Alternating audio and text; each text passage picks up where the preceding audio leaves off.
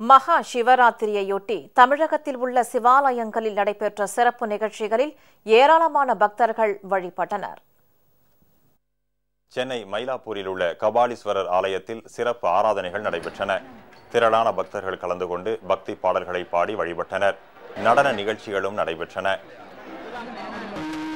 சிவராத்திரி ரொம்ப விசேஷம்னு சொன்னாங்க, அதை பார்க்கணுன்னு வந்தோம். நானும் எங்கள் ஹஸ்பண்டும் வந்திருக்கோம். பிள்ளைங்களோட ஃபஸ்ட்டு எல்லாரும் பார்த்துட்டு வீட்டுக்கு காஷ்மீர் பிள்ளைங்களை விட்டுட்டு இப்போ நைட்டு நாங்கள் இருந்துட்டு காலையில் போகலன்னு வந்திருக்கோம். எப்பயுமே சிவராத்திரினா நைட்டு தங்கிட்டு போனால் நல்லதுன்னாங்க. அதனால் இதுதான் ஃபஸ்ட் டைம் நாங்கள் வந்திருக்கோம். உண்மையிலே சிவனுடைய அருள்ன்றது ரொம்ப விசேஷமானது, நல்லது. எல்லாருமே போகணும், பிடிக்கிற பிள்ளைங்களும் வந்துட்டு போகணும், ஃபேமிலியோடு போனால் இன்னும் நல்லாயிருக்கும். கடலூர் மாவட்டம் சிதம்பரம் ஸ்ரீ நடராஜ பெருமான் சன்னதியில் மகா சிவராத்திரியையொட்டி நாட்டியாஞ்சலி நிகழ்ச்சி நடைபெற்றது. பரதநாட்டியம், குச்சிப்புடி, மோகினி ஆட்டம், கதக், ஒடிசி உள்ளிட்ட பல்வேறு மாநிலங்களின் பாரம்பரிய நடனங்கள் இந்நிகழ்ச்சியில் இடம்பெற்றிருந்தன.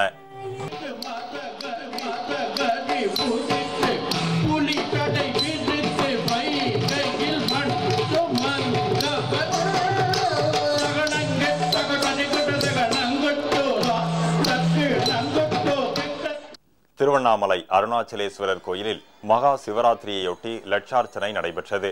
சிவபெருமானின் உருவங்களை வண்ண பொடிகள் மற்றும் உப்புக்களை கொண்டு வரைந்தும் நெய் மற்றும் இலுப்பை எண்ணெய் கொண்டு லட்ச தீபம் ஏற்றியும் பக்தர்கள் வழிபட்டனர். இதனிடையே 108 நாதஸ்வர கலைஞர்கள் தண்ணீரில் நின்றபடி அமிர்த வர்ஷினி, மேகராக குறிஞ்சி, மேகரஞ்சினி உள்ளிட்ட ராகங்களில் இசை நிகழ்ச்சி நடத்தினர்.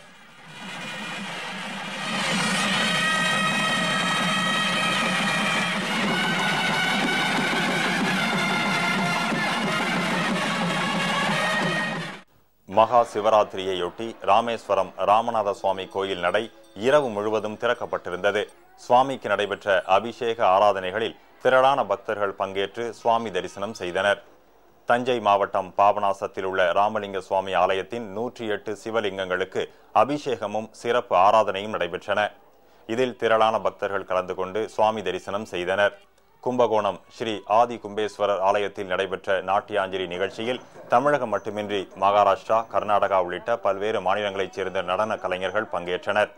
இதில் பரதநாட்டியம், கதக் உள்ளிட்ட பாரம்பரிய நடனங்களை ஆடி நடராஜருக்கு அஞ்சலி செலுத்தினர். தூத்துக்குடி சிவன் கோயிலில் சங்கர ராமேஸ்வரருக்கு சிறப்பு அபிஷேகங்கள் நடைபெற்றதுடன் 216 சிவலிங்கங்களுக்கு சிறப்பு பூஜைகளும் நடத்தப்பட்டன. இதையடுத்து நடைபெற்ற விளக்கு பூஜையில் திரளான பக்தர்கள் கலந்து கொண்டு சுவாமி தரிசனம் செய்தனர். இரவு முழுவதும் நாட்டியம், தேவார பாடல் போன்ற கலை நிகழ்ச்சிகளும் நடைபெற்றன. நெல்லையில் உள்ள நெல்லையப்பர் காந்தியமதியம்மன் ஆலயத்தில் இரவு முழுவதும் சிறப்பு பூஜைகள் நடைபெற்றன. இதில் திரளான பக்தர்கள் கலந்து கொண்டனர். கரூரில் உள்ள கல்யாண பசுபதீஸ்வரர், நெரூரில் உள்ள அக்னீஸ்வரர் கோயில் மற்றும் கரூர் மாவட்டத்தில் உள்ள அனைத்து சிவாலயங்களிலும் மகா சிவராத்திரியையொட்டி சிறப்பு வழிபாடுகள் நடைபெற்றன. இவற்றில் ஏராளமான பக்தர்கள் கலந்து கொண்டு வழிபாடு நடத்தினர். ஈரோடு மாவட்டம் சத்தியமங்கலத்தில் உள்ள கன்னிகா பரமேஸ்வரி ஆலயத்தில் 1,08,000 சிவலிங்க வடிவத்தை சந்தனத்தால் உருவாக்கி மகா சிவராத்திரி வழிபாடு நடத்தப்பட்டது.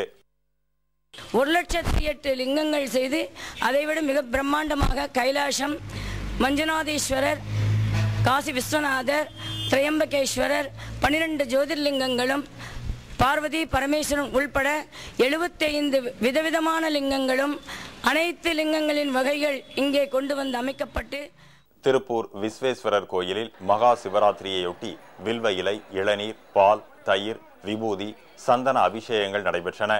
இதில் ஆயிரக்கணக்கான பக்தர்கள் கலந்து கொண்டு ஈஸ்வரா கோஷத்துடன் சுவாமி தரிசனம் செய்தனர். நாகை மாவட்டத்தில் உள்ள திருக்கடையூர் அமிர்த கடேஸ்வரர், மயிலாடுதுறை மயூரநாதர், நீடூர் சிவாலயம் உள்ளிட்ட ஆலயங்களில் மகா சிவராத்திரியையொட்டி அபிஷேக ஆராதனைகள் நடைபெற்றன.